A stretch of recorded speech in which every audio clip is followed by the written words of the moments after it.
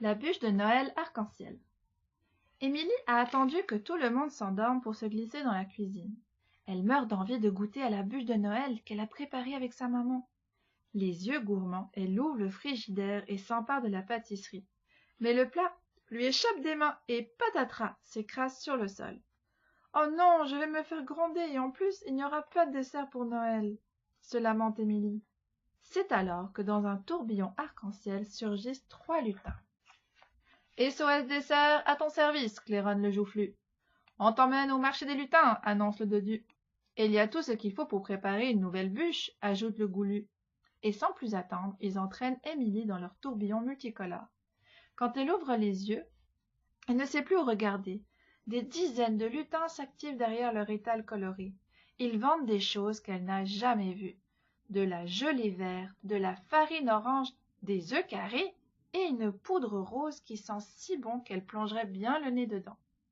De la galigounise, indique le joufflu en se frottant le ventre. J'en prends 200 grammes, dit Émilie enthousiaste. Un peu plus loin, un coulis jaune mijote dans une grosse marmite. De la pâte à l'anis, dit le dodu en se léchant les babines. Donnez-moi-en 20 centilitres, s'écrie Émilie. Le goulu arrive alors les bras chargés de gourmandises.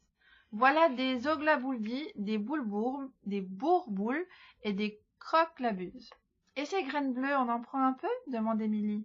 Les 3 lutins se regardent. Ça a un goût de céleri. Burk, grimace Émilie, et ils éclatent de rire. Il est temps de rentrer préparer le dessert. Le tourbillon arc-en-ciel les ramène dans la cuisine d'Émilie. Ils s'affairent toute la nuit, font fondre les croque-labuses, épluchent les bourboules et mélangent la galigounise avec la platanis. Le lendemain, à l'heure du dessert, Émilie apporte une magnifique bûche rose saupoudrée de sucre arc-en-ciel. Tout le monde est impressionné.